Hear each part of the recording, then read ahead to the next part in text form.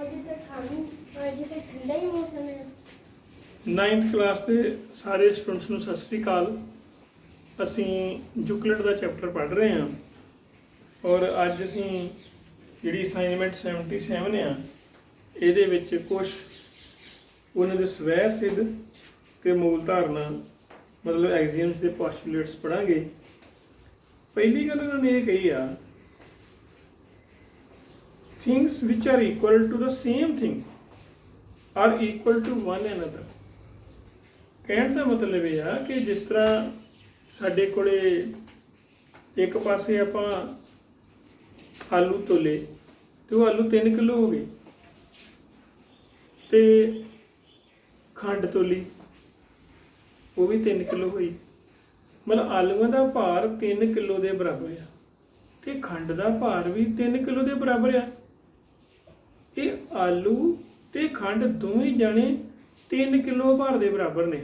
It means ਆਲੂ ਤੇ ਖੰਡ ਆਪਸ ਵਿੱਚ ਵੀ ਭਾਰ ਦੇ ਵਿੱਚ ਬਰਾਬਰ ਨੇ। ਅਗਲੀ ਗੱਲ, ਜੇਕਰ ਦੋ ਚੀਜ਼ਾਂ ਬਰਾਬਰ ਨੇ ਤੇ ਉਹਨਾਂ ਦੇ ਵਿੱਚ ਬਰਾਬਰ ਚੀਜ਼ ਹੋਰ ਪਾਈ ਜਾਵੇ ਤੇ ਤਾਂ ਵੀ ਚੀਜ਼ਾਂ ਬਰਾਬਰ ਰਹਿੰਦੀਆਂ। ਕਹਿਣ ਦਾ ਮਤਲਬ ਹੁਣੇ ਆਪਾਂ ਗੱਲ ਕੀਤੀ ਵੀ ਇੱਕ ਪਾਸੇ 3 ਕਿਲੋ ਆਲੂ ਨੇ ਤੇ ਇੱਕ ਪਾਸੇ 3 ਕਿਲੋ ਖੰਡ ਆ ਤੇ ਜੇ ਦੋਵੇਂ ਪਾਸੇ ਕੋਈ ਬਰਾਬਰ ਚੀਜ਼ ਕਿਲੋ ਹੋਰ ਚੀਜ਼ ਪਾ ਲਈਏ, ਕਿਲੋ ਆਲੂ ਹੋਰ ਪਾਤੇ ਉਧਰ ਕਿਲੋ ਹੋਰ ਖੰਡ ਪਾਤੀ ਤੇ ਫਿਰ ਆਲੂ ਕਿੰਨੇ ਬਣ ਗਏ ਜੀ 4 ਕਿਲੋ ਤੇ ਖੰਡ ਕਿੰਨੀ ਬਣ ਗਈ ਜੀ 4 ਕਿਲੋ। ਮਤਲਬ ਬਰਾਬਰਾਂ ਦੇ ਵਿੱਚ ਕੋਈ ਹੋਰ ਬਰਾਬਰ ਚੀਜ਼ ਪਾਈ ਜਾਵੇ ਤੇ ਉਹ ਜਿਹੜਾ ਨੈਟ ਆ ਉਹ ਵੀ ਹਮੇਸ਼ਾ ਹੀ ਬਰਾਬਰ ਰਹਿੰਦਾ ਹੈ। ਜੇਕਰ ਉਹਨਾਂ ਬਰਾਬਰ ਚੀਜ਼ਾਂ ਦੇ ਵਿੱਚੋਂ ਬਰਾਬਰ ਚੀਜ਼ ਕੱਢੀ ਵੀ ਜਾਵੇ ਤੇ ਬਕਾਇਆ ਵੀ ਬਰਾਬਰ ਰਹਿੰਦਾ ਵਾ। ਦੋਵਾਂ ਜੇਬਾਂ ਦੇ ਵਿੱਚ 100 ਰੁਪਇਆ ਵਾ, 100 ਰੁਪਇਆ ਦੋਵਾਂ ਜੇਬਾਂ 'ਚ, ਪੈਂਟ ਦੀਆਂ ਦੋਵਾਂ ਜੇਬਾਂ 'ਚ ਤੇ ਦੋਵਾਂ ਜੇਬਾਂ 'ਚੋਂ 25 ਰੁਪਏ ਖਰਚ ਲਏ ਆ। ਇੱਕ ਤਾਂ 25 ਰੁਪਏ ਦਾ ਬਿਸਕੁਟ ਦਾ ਪੈਕੇਟ ਲੈ ਲਿਆ, ਇੱਕ ਤਾਂ 25 ਰੁਪਏ ਦੀ ਕੁਲਫੀ ਖਾ ਲਈ ਤੇ ਦੋਵਾਂ ਜੇਬਾਂ 'ਚ ਕਿੰਨੇ ਪੈਸੇ ਬਚੇ 75। ਮਤਲਬ ਬਰਾਬਰਾਂ ਵਿੱਚੋਂ ਬਰਾਬਰ ਘਟਾਈਏ ਤੇ ਜਿਹੜਾ ਨੈਟ ਹੈ ਉਹ ਵੀ ਬਰਾਬਰ ਰਹਿੰਦਾ। ਜਿਹੜੀਆਂ ਚੀਜ਼ਾਂ ਇੱਕ ਦੂਜੇ ਨਾਲ ਕੋਇਨਸਾਈਡ ਕਰ ਜਾਣ, ਸੰਪਾਤੀ ਹੋ ਜਾਣ ਤੇ ਉਹ ਚੀਜ਼ਾਂ ਬਰਾਬਰ ਹੁੰਦੀਆਂ। ਕਹਿਣ ਦਾ ਮਤਲਬ ਵੀ ਜਿੱਦਾਂ ਕੋਈ ਇੱਕ ਸੋਟੀ ਆ 4 ਮੀਟਰ ਲੰਬੀ, ਆਹ ਸੋਟੀ ਆ 4 ਮੀਟਰ ਲੰਬੀ, ਇੱਕ ਹੋਰ ਸੋਟੀ ਫੜੀ ਉਹ ਆਪਾਂ ਮਿਣੀ ਨਹੀਂ, ਉਹਨੂੰ ਫੜ ਕੇ ਇਹਦੇ ਉੱਤੇ ਰੱਖਿਆ ਤੇ ਉਹ ਸੋਟੀ ਉੱਤੇ ਪੂਰੀ ਸੋਟੀ ਆ ਗਈ, ਦੂਜੀ ਸੋਟੀ ਵੀ ਦੇ ਉੱਤੇ ਆ ਗਈ।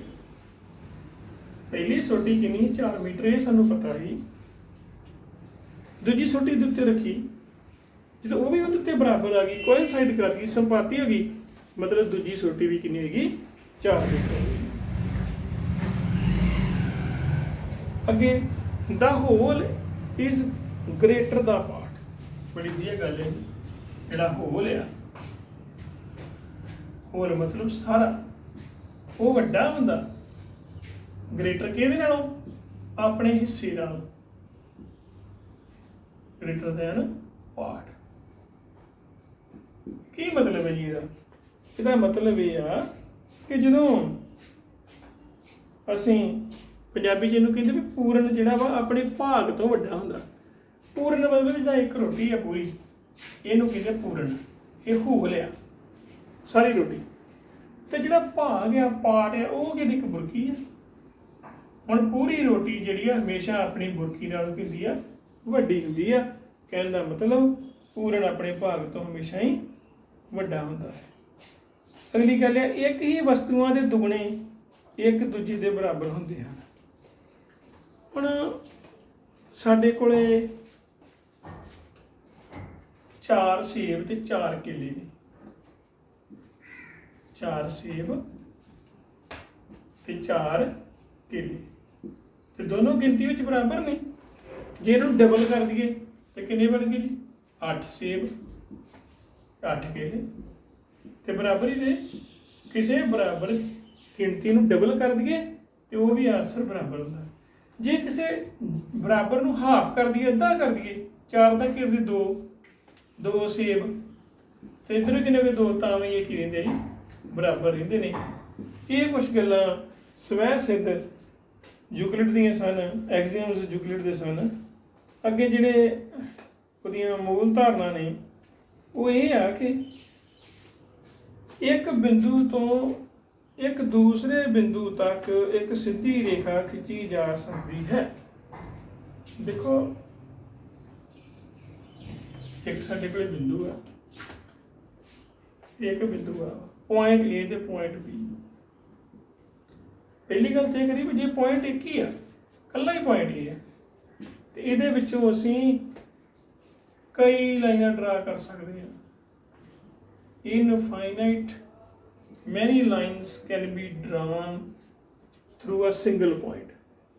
ਤੇ ਜੇ ਪੁਆਇੰਟ 2 ਆ, ਇਹਦੇ ਵਿੱਚੋਂ ਸਿਰਫ ਤੇ ਸਿਰਫ ਇੱਕੋ ਹੀ ਰੇਖਾ ਖਿੱਚੀ ਜਾ ਸਕਦੀ ਹੈ। ਜੇ ਇਹਦੇ ਵਿੱਚੋਂ ਕੋਈ ਹੋਰ ਰੇਖਾ ਖਿੱਚਾਂਗੇ ਉਹ ਰੇਖਾ ਨਹੀਂ ਹੋਏਗੀ, ਉਹ ਕਰਵ ਹੋ ਜਾਏਗਾ। ਇਹ ਕਰਵ ਹੈ, ਪੱਕਰ ਹੈ। ਦੋ ਬਿੰਦੂਆਂ ਦੇ ਵਿੱਚੋਂ ਸਿਰਫ ਇੱਕ ਸਿੱਧੀ ਰੇਖਾ ਖਿੱਚੀ ਜਾ ਸਕਦੀ ਹੈ।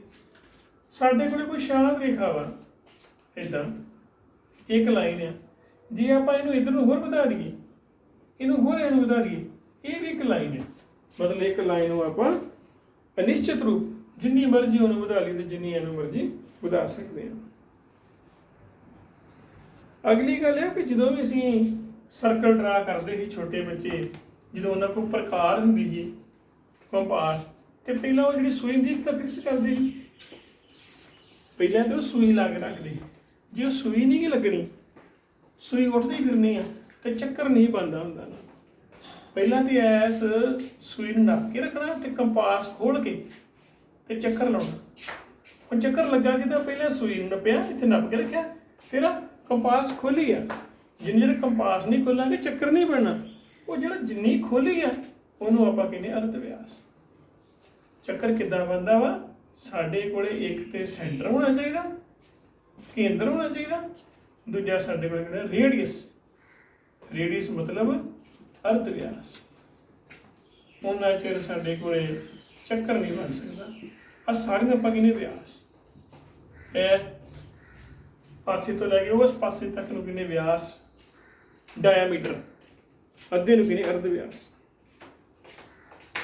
ਸਾਰੇ ਸਮਕੋਣ, all the right angles are equal। ਕਿਉਂ? ਕਿਉਂਕਿ ਰਾਈਟ ਐਂਗਲ ਹੁੰਦਾ ਕੀ ਆ? ਜਿੱਥੇ ਕੋਣ ਬਣੇ 90 ਡਿਗਰੀ, ਇੱਥੇ ਵੀ 90 ਡਿਗਰੀ ਆ, ਹੋਰ ਵੀ ਕਿਤੇ ਚਲ ਜਾਓ ਤੇ ਉੱਥੇ ਵੀ ਕੀ ਆ 90 ਡਿਗਰੀ। ਕਹਿਣ ਦਾ ਮਤਲਬ ਵੀ ਜੇਕਰ ਸਾਡੀ ਬਾਰੀ ਦੀ ਉੱਪਰਲੀ ਨੁੱਕਰ ਆ ਉਹ ਵੀ 90 ਡਿਗਰੀ ਆ, ਸਾਡੇ ਕਮਰੇ ਦੀ ਨੁੱਕਰ ਉਹ ਵੀ 90 ਡਿਗਰੀ ਆ। ਜੇ ਇਹ ਸਾਰੇ 90 ਡਿਗਰੀ ਬਰਾਬਰ ਨਾ ਦੇ ਤੇ ਫਿਰ ਤਾਂ ਸਾਡੀ ਕੋਈ ਚੀਜ਼ ਸਹੀ ਬਣਦੀ ਨਾ। ਕਿਸੇ ਦੀ ਨੁੱਕਰ ਕਿਸ ਪ੍ਰਕਾਰ ਦੀ ਹੁੰਦੀ, ਕਿਸੇ ਦੀ ਨੁੱਕਰ ਕਿਸ ਪ੍ਰਕਾਰ ਦੀ ਹੁੰਦੀ। ਇਸ ਕਰਕੇ ਸਾਰੇ ਰਾਈਟ ਐਂਗਲ ਸੀ ਇੱਕ ਦੂਜੇ ਦੇ ਬਰਾਬਰ ਹੁੰਦੇ ਆ। ਅਗਲੀ ਗੱਲ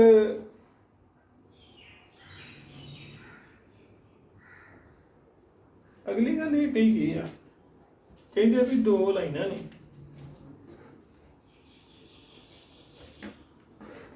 ਕੋਈ ਦੋ ਲਾਈਨਾਂ ਏਦਾਂ ਕਰਕੇ,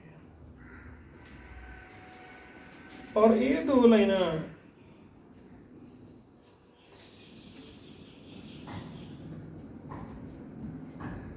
ਇਹਨਾਂ ਉੱਤੇ ਕੋਈ ਲਾਈਨ ਡਿੱਗੀ।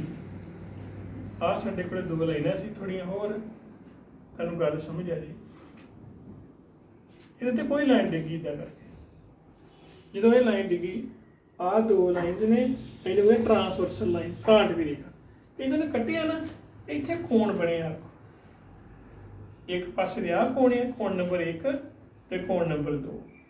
ਇੱਕ ਇੱਧਰ ਵੀ ਕੋਣ ਬਣਿਆ, ਕੋਣ ਨੰਬਰ 3 ਤੇ ਕੋਣ ਨੰਬਰ 4।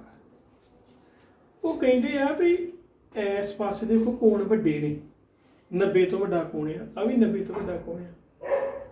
ਇਸ ਪਾਸੇ ਤੇ ਜੋ ਲਿਖਾਵਾਂ ਅੱਗੇ ਨੂੰ ਵਧਣਗੀਆਂ ਤੇ ਵਧੀ ਜਾਣਗੀਆਂ, ਪਰ ਕਹਿੰਦੇ ਆ ਵੀ ਦੂਜੇ ਪਾਸੇ ਜਿਹੜੇ ਪਾਸੇ ਦੋਵਾਂ ਕੋਣਾਂ ਦਾ ਜੋੜ ਦੋ 90 ਦੇ ਕੋਣਾਂ ਦੇ ਜੋੜ ਤੋਂ ਛੋਟਾ ਵਾ, ਕਹਿਣ ਦਾ ਮਤਲਬ ਵੀ ਜਿਹੜੇ ਇਸ ਐਂਗਲਾਂ ਦਾ ਜੇ ਸਮ, ਇਹਨਾਂ ਐਂਗਲਾਂ ਦਾ ਸਮ 180 ਤੋਂ ਛੋਟਾ ਵਾ ਜਿਹੜੇ ਪਾਸੇ, ਤੇ ਜਦੋਂ ਉਹਨਾਂ ਰੇਖਾਵਾਂ ਨੂੰ ਅੱਗੇ ਪ੍ਰੋਡਿਊਸ ਕਰਾਂਗੇ, ਵਧਾਵਾਂਗੇ, ਤਾਂ ਜ਼ਰੂਰ ਕਿਸੇ ਨਾ ਕਿਸੇ ਬਿੰਦੂ ਤੇ ਮੀਟ ਕਰਨਗੇ।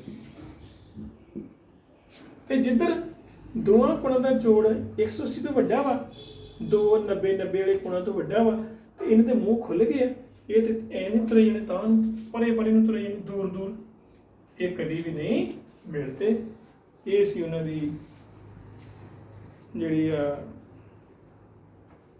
ਮੂਲ ਧਾਰਨਾ 5। ਉਹ ਤੋਂ ਅੱਗੇ ਉਹਨਾਂ ਨੇ ਕਿਹਾ ਵਾ ਕਿ ਸਾਡੇ ਕੋਲ 3 ਪੁਆਇੰਟਸ ਨੇ, A, B ਤੇ C। ਕਹਿੰਦੇ ਆ ਜਿਹੜਾ B ਪੁਆਇੰਟ ਹੈ ਨਾ ਉਹ A ਤੇ C ਦੇ ਵਿੱਚ ਹੈ। ਜਿਹੜਾ B ਪੁਆਇੰਟ ਆ ਉਹ A ਤੇ C ਦੇ ਕਿਤੇ ਵਿੱਚ ਹੈ। ਸਿੱਧ ਕਰੋ। ਕੀ ਸਿੱਧ ਕਰੋ? AB plus BC is equal to AC। ਹੁਣ ਵੇਖੋ ਜੀ, ਜਿਹੜੀ AC ਹੈ ਨਾ, AC ਮੰਨ ਲਓ ਸਾਡੇ ਕੋਲ ਸਾਰੀ ਹੈਗੀ ਆ 10 ਮੀਟਰ।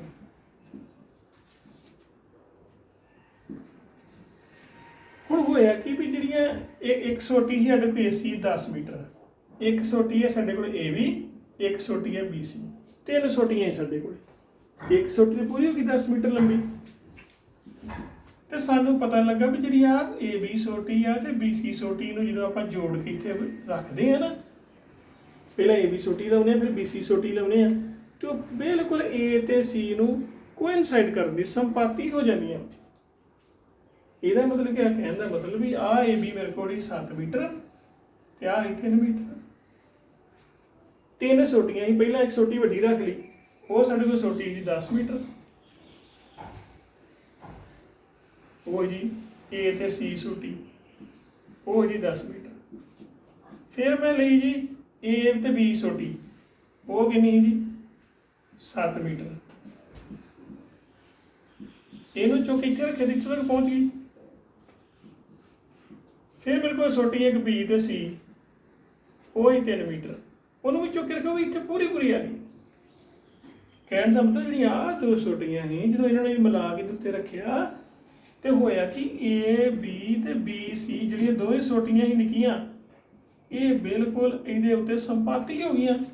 ਤੇ ਆਪਾਂ ਪਿੱਛੇ ਗੱਲ ਕਹੀ ਐਗਜ਼ੂਕਲਿਡ ਨੇ ਵੀ ਜੇਕਰ 2 ਚੀਜ਼ਾਂ ਸੰਪਾਤੀ ਹੋਣ, ਜਿਸ ਤਰ੍ਹਾਂ ਮੇਰੇ ਕੋਲੇ ਇੱਥੇ ਮੇਰੇ ਕੋਲੇ ਪੈਨ ਹੀ ਨੇ 2, ਤੇ ਵੇਖੋ ਬਿਲਕੁਲ ਆ 2 ਪੈਨ ਇੱਕੋ ਕੰਪਨੀ ਦੇ ਆ, ਤੇ ਜਦੋਂ ਮੈਂ ਇਸ ਪੈਨਾਂ ਨੂੰ ਬਿਲਕੁਲ ਤੁਹਾਡੇ ਇੱਦਾਂ ਸਾਹਮਣੇ ਕਰਦਾ ਤੇ ਲੁਕ ਜਾਂਦੇ ਇੱਕ ਦੂਜੇ ਦੇ ਪਿੱਛੇ।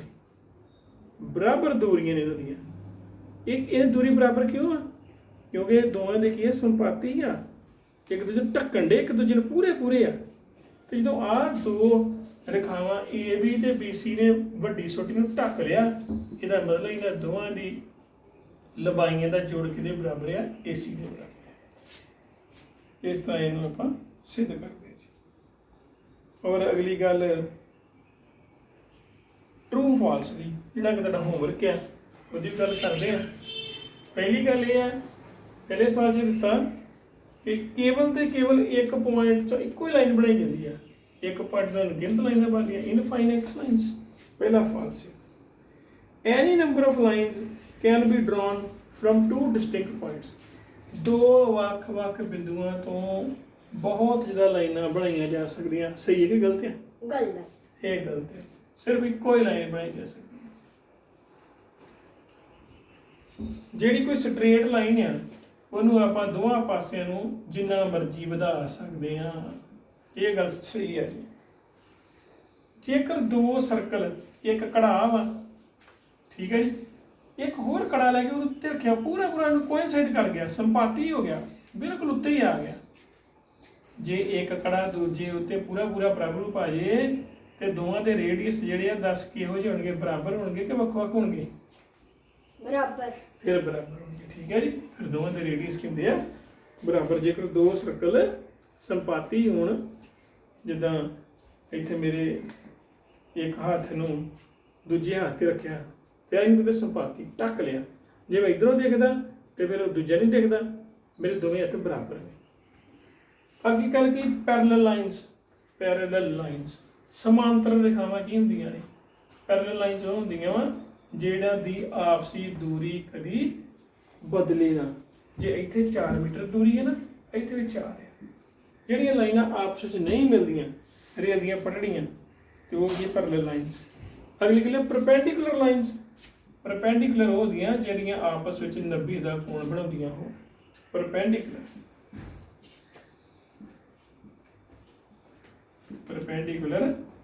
ਲਾਈਨਸ।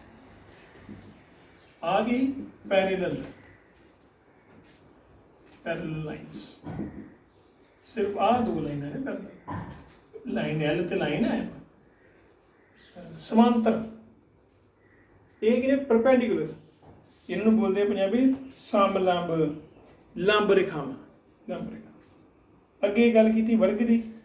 ਲਾਈਨ ਸੈਗਮੈਂਟ ਤਿੰਨ ਚੀਜ਼ਾਂ ਹੁੰਦੀਆਂ। ਇੱਕ ਤੇ ਸਾਡੇ ਕੋਲ ਹੁੰਦੀ ਆ ਲਾਈਨ ਜਿਹੜੀ ਦੋਵਾਂ ਪਾਸਿਆਂ ਨੂੰ ਜਿੰਨੀ ਮਰਜ਼ੀ ਵੱਧ ਜੇ, ਜਿਹਦਾ ਇੱਕ ਫਿਕਸਡ ਪੁਆਇੰਟ ਹੋਵੇ, ਇੱਕ ਗਾਂਹ ਨੂੰ ਤੁਰੀ ਜਾਵੇ, ਉਹਨੂੰ ਰੇ ਕਹਿੰਦੇ ਆ, ਕਿਰਨ ਕਹਿੰਦੇ ਆ। ਤੇ ਜਿਸ ਤਰ੍ਹਾਂ ਆਹ ਇੱਕ ਲਾਈਨ ਆ 10 ਮੀਟਰ, ਕਿਸੇ ਲਾਈਨ ਦਾ ਪਾਰਟ ਆ 10 ਮੀਟਰ, ਉਹਨੂੰ ਕਹਿੰਦੇ ਲਾਈਨ ਸੈਗਮੈਂਟ। ਸਕੇਅਰ ਆਪਾਂ ਕਹਿੰਦੇ ਆ ਵਰਗ ਨੂੰ, ਜਿਹਦੀਆਂ ਚਾਰੋਂ ਸਾਈਡਸ ਇਕੁਅਲ ਹੁੰਦੀਆਂ ਨੇ ਔਰ ਕੋਣ 90 ਡਿਗਰੀ ਦਾ ਹੁੰਦਾ, ਆਮੋ ਸਾਹਮਣੇ ਭੁਜਾਵਾਂ ਸਮਾਂਤਰ ਹੁੰਦੀਆਂ ਨੇ, ਵਿਕਰਨ ਦੇ ਬਰਾਬਰ ਹੁੰਦੇ ਆ। ਰੇਡੀਅਸ ਆਫ ਸਰਕਲ ਉਹ ਅੱਗੇ ਗੱਲ ਕੀਤੀ ਆ ਵੀ ਕਿਸੇ ਚੱਕਰ ਨੂੰ ਬਣਾਉਣ ਲੱਗਾ ਜਿੰਨੀ ਕੰਪਾਸ ਖੋਲਦੇ ਆ, ਸੂਈ ਇੱਥੇ ਰੱਖ ਲਈ, ਕੰਪਾਸ ਇੰਨੀ ਖੋਲੀ, ਜਿੰਨੀ ਕੰਪਾਸ ਖੋਲ ਕੇ ਚੱਕਰ ਬਣਾਇਆ ਉਹਨੂੰ ਕੀ ਬੋਲਦੇ ਆ ਰੇਡੀਅਸ, ਮਤਲਬ ਅਰਧ ਵਿਆਸ। ਥੈਂਕਸ, ਸਤਿ ਸ਼੍ਰੀ ਅਕਾਲ।